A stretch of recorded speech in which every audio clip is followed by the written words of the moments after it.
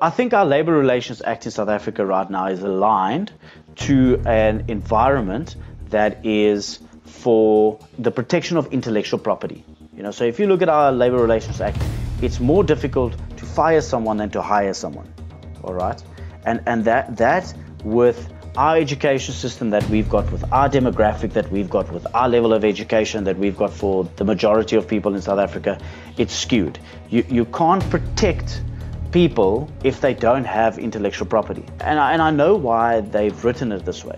I know why they've done it, because the ANC was funded by the unions in the late 70s and the 80s, even the early 90s. So, they're under great pressure to make sure that there's a tight Labour Relations Act and we can't be perceived to have an environment where slavery, in inverted commas, is allowed. But the truth be told, the whole world and the successes of economic powerhouses like China, like America, like India, is that they've got fluidity within their Labour Relations Act.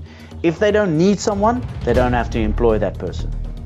So there's fluidity with our Labour Relations Act. Foreigners are too scared to come and invest in South Africa because it's too difficult to rid of someone. I mean, we've got unions coming out of our ears, and they entrench themselves in the commercial environment and start handicapping.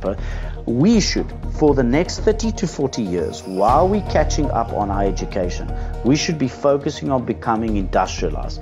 We should have manufacturing, we should have industrial warehouses all over South Africa, using our labor force positively, encouraging foreign investment to come and invest in South Africa. I'm going to say something very silly now, but I probably think our government thinks you make more money by printing more money. They don't understand that you need to get more money from outside to have more money inside. And we can't provide employment because our Labour Relations Act is not aligned with the education system that we've got. If we've got an industrialized education system, make sure that we've got an industrialized Labour Relations Act. Then we sort all our problems out.